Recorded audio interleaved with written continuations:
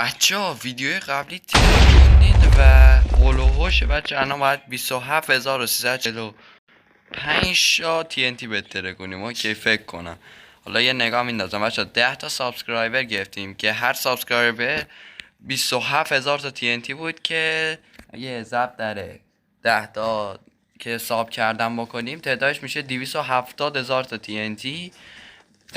27 تا لایک گرفت که 270 تا هم میشه TNT و 6 تا کامنت گرفت که فکر کنم بشه 200.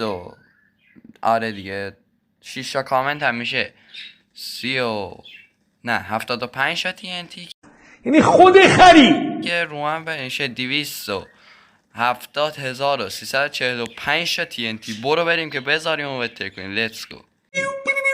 احمد محسن یا احمد یا محسن. خب بچه ها این 70000 تا TNT یعنی 10 تا کدفیل 30x30x30 که میشه 27000 TNT.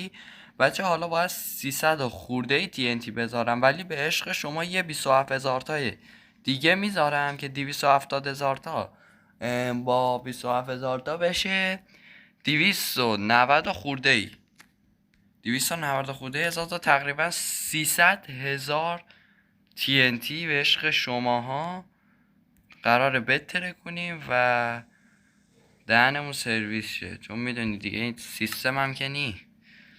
بچه من باید الان 300 تا میذاشتم ولی 27000 تا اضافه کردم جای اون 300 تا و ما فقط الان بچه نیاز داریم به بدراک. من باید میگم بدراک یا ابسیدین. حالا باید یه دونه اتاق درست کنم کنار همینا چون اگه انفجار تو صفحه برام دیده بشه بچه کلا به چخ میرم. میدونی من همین 27000 تا رو بهتره کنم لگ میگیرم دیگه چه برسه 300,000 تا TNT که دهنم قرار سرویس شه. خب آقا اینجا رو شیشه گذاشتیم. Let's go.